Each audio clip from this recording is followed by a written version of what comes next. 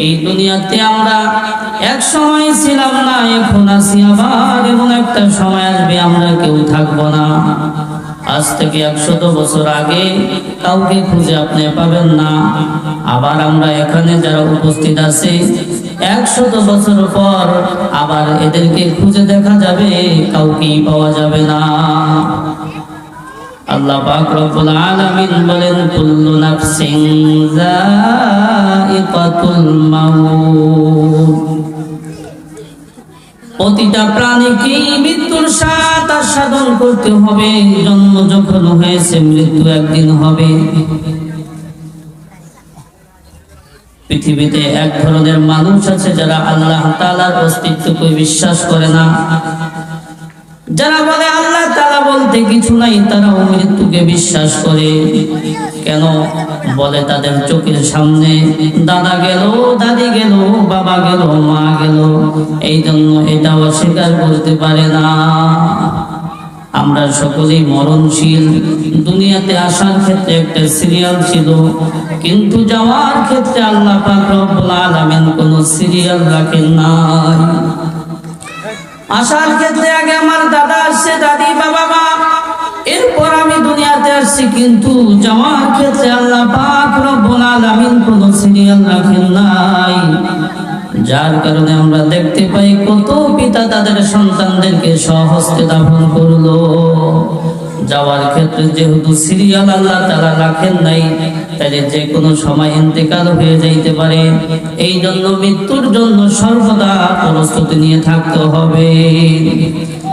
এক শ্রেণীর মানুষ আছে যারা মৃত্যুকে ভুলে থাকার চেষ্টা করে, মৃত্যুর আলোচনা করতে চায় না, ভয় লাগে। তাদের চিন্তাধারা হলো, যদি মৃত্যুর আলোচনা না করি, মৃত্যুর কথা স্মরণ না করি, তাহলে মনে হয় মৃত্যু দূরে চলে যাবে। বিষয়টাকে এমন, মৃত্যু দূরে চলে যাবে না, মৃত্যু আছে, মৃত্যু খুবই নিকটে।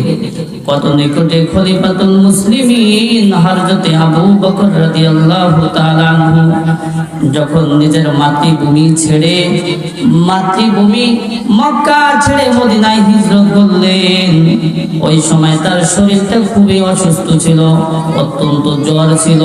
তিনি তো আক্রান্ত শরীর নিয়ে আবৃত্তি করলেন, কুল্লুম রিইম মুসাব্বাহুন ফি আহলিহি, কুল্লুম রিইম মুসাব্বাহুন ফি আহলিহি ওয়াল মাউতু আদনা মিন শিরাকি নালিহি।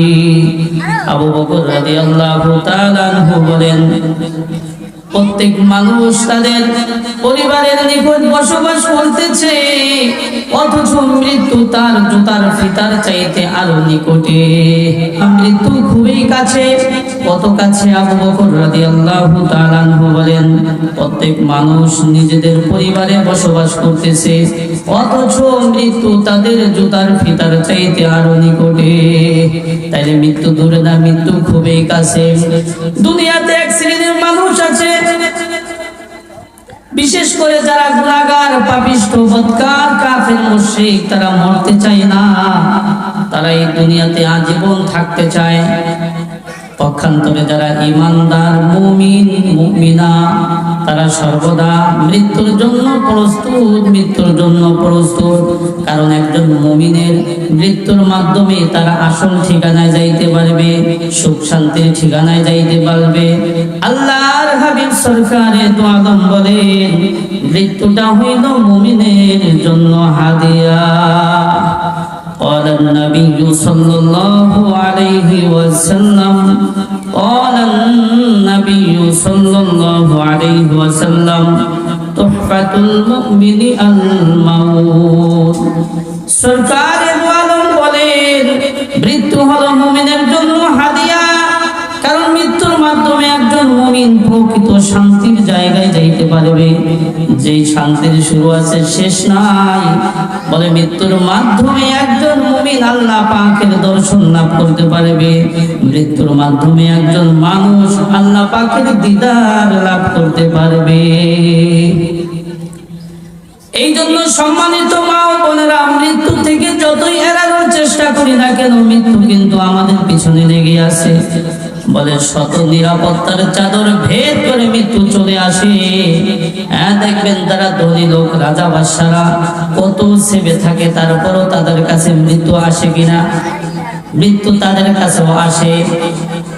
আল্লাহ পাক রব্বুল আলামিন সূরাতুল জুমার মধ্যে বলেন, কুল ইন্নাল মাউতাল্লাযী তাফিররুনা মিনহু ফাইন্নাহু মুলাকীকুম সুম্মা তুরাদ্দুনা ইলা আলিমিল গায়বি ওয়াশ শাহাদাতি ফায়ুনাব্বিউকুম বিমা কুনতুম তা'মালুন।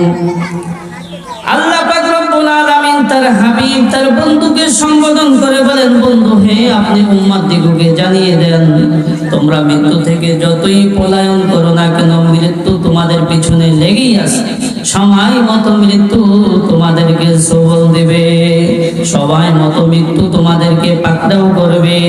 ও সম্মানিত মা বোনেরা, এখন প্রশ্ন হয়, মৃত্যু থেকে যদি কেউ এড়িয়ে যায়, মৃত্যু থেকে পলায়ন করার চেষ্টা করে, তাহলে এই পলায়ন তার জন্য কোনো ফলপ্রসূ হবে কিনা? আল্লাহ পাক রব্বুল আলামিন বলেন, কুল্লা ইয়ানফাকুমুল ফিরারু ইন ফারারতুম মিনাল মাউতি আওয়াল কতলি ওয়া ইযাল লা তুমাত্তাউনা ইল্লা কলিলা।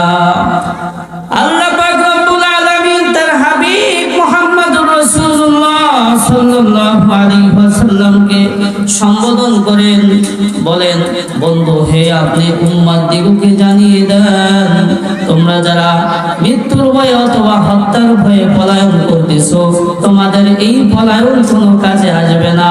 ওয়া ইযাল লা তুমাত্তাউনা ইল্লা কলিলা, তোমাদেরকে দুনিয়ার নিয়ামত ভোগ করার জন্য খুবই স্বল্প সময় দেওয়া হবে।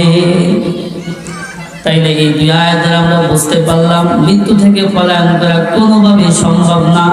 ও সম্মানিত মা ও বোনেরা, আল্লাহ পাক রব্বুল আলামিন প্রত্যেকটা বনি আদমকে যখন সৃষ্টি করেছেন, প্রত্যেকটা বনি আদমের জন্য একটা সময় নির্ধারণ করে দিয়েছেন।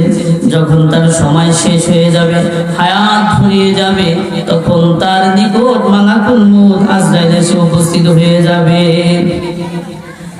আল্লাহ পাক রব্বুল আলামিন বলেন, ওয়ালাকিন ইউআখিরুহুম ইলা আজালিম মুসাম্মা ফাইযা জাআ আজালুহুম লা ইস্তাখিরুনা সাআতান ওয়া লা ইস্তাকদিমুন।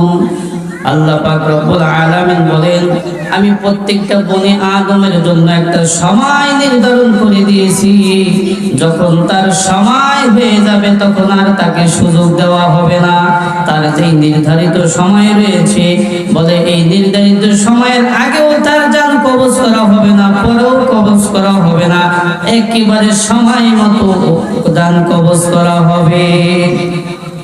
তাইলে আমাদের মরতে হবে, আমরা সকলে মরণশীল, এই দুনিয়া ছেড়ে চলে যেতে হবে। যত হিসেবে আমরা থাকি না কেন, আল্লাহ পাক রব্বুল আলামিনের কাছে আমাদেরকে চলে যেতে হবে। আল্লাহ পাক রব্বুল আলামিন অন্যত্র বলেন, আইনামা তাকুনু ইউদরিকুমুল মাউতু ওয়ালাউ কুনতুম ফি বুরুজিম মুশাইয়াদা। আল্লাহ পাক রব্বুল আলামিন বলেন, তোমরা যেখানেই থাকো না কেন, মৃত্যু তোমাদের পিছনে লেগেই আছে। যদিও তোমরা সুদৃঢ় কোনো অট্টালিকার মধ্যে কিংবা কোনো কাঠের মধ্যে আবদ্ধ থাকো না কেন, মৃত্যু গিয়ে তোমাদের সেখানেই পাকড়াও করবে। ও সম্মানিত মা বোনেরা, এই দুনিয়ায় চিরকাল থাকা যাবে না, আমাদেরকে চলে যেতে হবে। যেহেতু আমরা চলে যাব, এই দুনিয়া থাকার জায়গা না, এই জন্য পরকালের জন্য কিছু আমল করা দরকার।